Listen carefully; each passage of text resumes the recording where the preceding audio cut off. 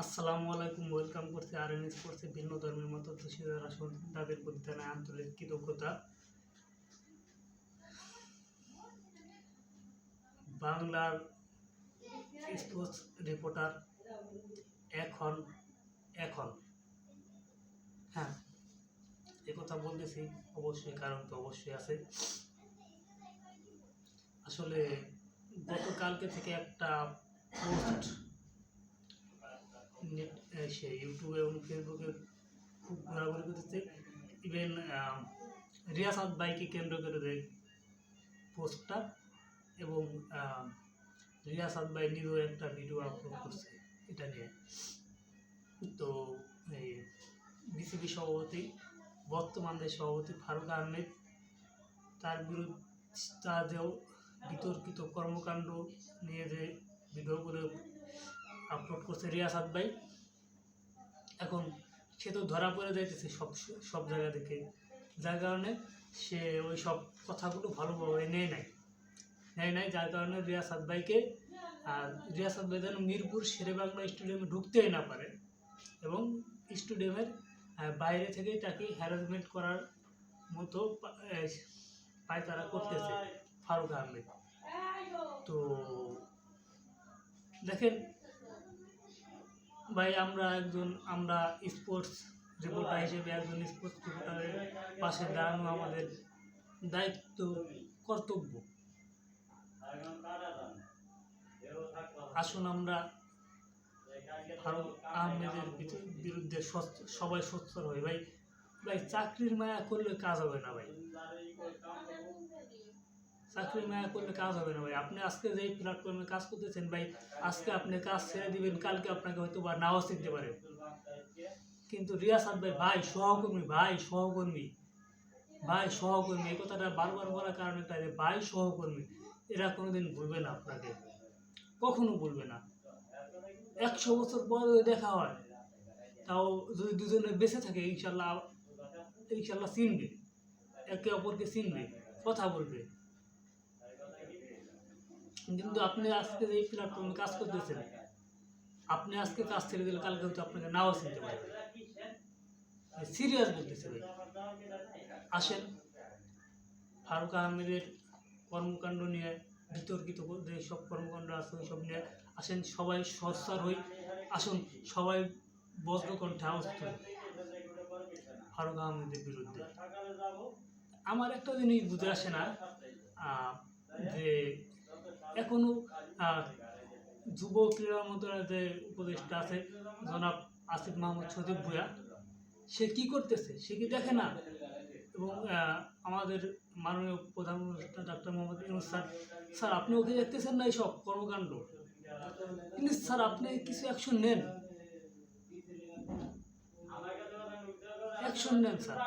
এভাবে তো চলতে থাকলে বাংলাদেশের নাম বর্তমান উজ্জ্বল যে করা খাত থেকে উজ্জ্বল হচ্ছে, তার মধ্যে ক্রিকেট অন্যতম একটা খাত। তো এটা যদি এইভাবে হয়ে যায়, বলেন, এটা যদি এরকম ভাবে ডাউন হয়ে যায় তাহলে কি হবে ভাই? এইভাবে ডাউন হতেই থাকবে, ডাউনফল হতেই থাকবে। আপার হ্যান্ডে আমরা উঠতে পারবো না যদি এরকম চলতে থাকে।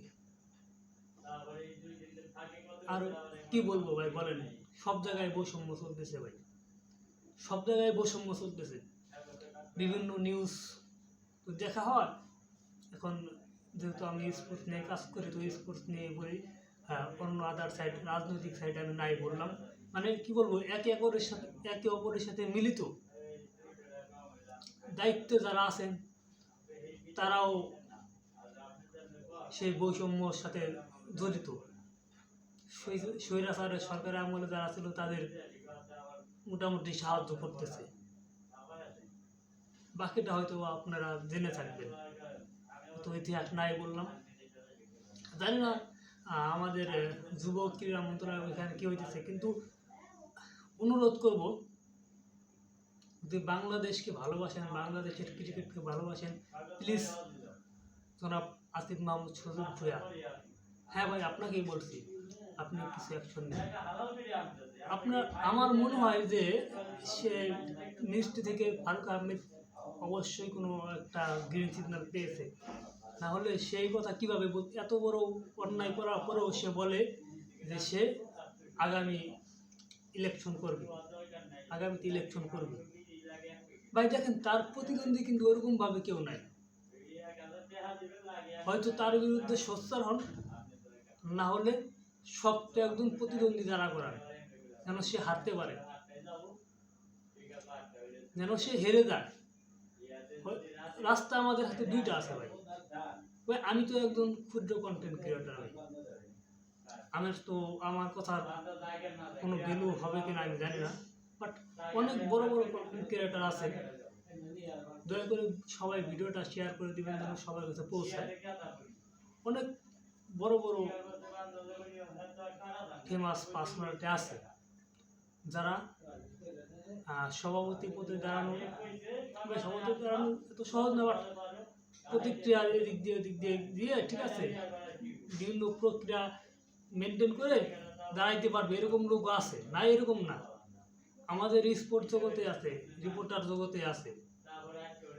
তো বা যেমন লাইক ভাই রাজনীতির সব কিছু ভুলে যান। মাস্টারি ভাই তো কেমন মানুষ সবাই চিনি, মাস্টারি ভাইকে আমরা ক্যান্ডিডেট বানাই, সে আসলে আশা করি বাংলাদেশের ক্রিকেটের ভালো ছাড়া খারাপ হবে না। অথবা তামিম ভাই তো আছে, তামিম ভাইকে বানাই। একজনকে বানাইতে হবে ভাই, একজনকে দাঁড়া করাইতে হবে, ক্যান্ডিডেট একজন তৈরি করতে হবে ভাই। ফারুক যদি জিতে ভাই তুল কালাম করে দিবে। স্বৈরাচার শেখ হাসিনা 15 বছরে যা না করতে পারছে, বাংলাদেশকে ধ্বংস না করতে পারছে যতটুকু, ফারুক আহমেদ যদি আগামী 5 বছরের জন্য যদি আবার ডিসিবি প্রেসিডেন্ট হয়, তার সে শত গুণে ক্ষতি করবে বাংলাদেশ ক্রিকেটের। এই তো কদিন মাত্র হয়েছে, 8-9 মাস মনে হয় হয়েছে, এর ভিতরে 238 কোটি টাকা করে ফেলছে, সরাই ফেলছে। আর কত দুর্নীতি করবে ভাই? যাদের রক্তে ঘামে পরিশ্রমের টাকা ইনকাম করছে, তারা বেতন পাইলো কিনা ওই সব দেখা তার টাইম নাই।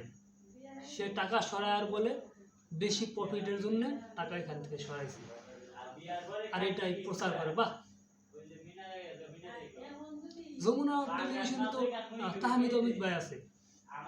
অমিত ভাই, আপনাকে দিয়ে এরকম আপনি যেখানে আছেন সেখানে এরকম হবে আমি এটা এক্সপেক্ট করি নাই ভাই। আমি জানি না ইন্টারভিউটা কে নিচ্ছে, দেখা হয় নাই, কিন্তু আপনি তো ওইখানে আছেন। এরা সামি স্যার আছেন। সামি স্যার তো সবসময় ক্রিকেটের ভালো যেটা সেটাই কাউকে পরোয়া করে না। সামি স্যারও কথা বলে, সামি স্যার গঠনমূলক সমালোচনা করে, বাট করে। সামি স্যার আছে, তাহমিদ অমিত ভাই আছে, দুইজন বাংলাদেশ ক্রিকেটের মেরুদণ্ড, দুইটা মেরু আছে, কিন্তু তারাও এই সব বিষয়ে কোনো সোচ্চার হয় না এখনো। আসেন সবাই আমরা রিয়াজ সাদ্দার পাশে দাঁড়াই ভাই। এখন একটা রিয়াজ সাদ্দাদের মনে কাজ হবে না, প্রত্যেকটা রিপোর্টারকে রিয়াজ সাদ্দাদের হতে হবে, রক্তবীজের মতো সবাইকে রিয়াজ সাদ্দাদের হতে হবে, সবাইকে অন্যায়ের বিরুদ্ধে সোচ্চার হতে হবে। শুধু একা রিয়াজ সাদ্দাদিন কিচ্ছু করতে পারবে না ভাই। সে একা রিয়াজ সাদ্দাদিন শুধু বলে যাবে আর আমরা বিড়ালের মতো মেয় করবে, কাজ হবে না ভাই। আমাদের সবাইকে রিয়াজ সাদ্দাদের হতে হবে।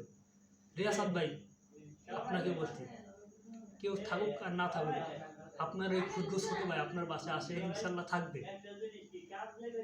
আমি কথা বলবো, শুধু আপনার অবস্থানটা ক্লিয়ার করবেন। আপনার যদি কোনো সমস্যা হয়ও সেটা আমাদেরকে অবশ্যই কমপক্ষে একটা শর্ট ভিডিও করে হলেও আপলোড দিবেন। আমি সোচ্চার হব, আপনার বাসায় আমি দাঁড়াবো, আমি আছি, থাকবো ইনশাল্লাহ। আশা করি সবাই থাকবে আপনার বাসায় ইনশাল্লাহ। ধন্যবাদ সবাইকে, আল্লাহ হাফেজ।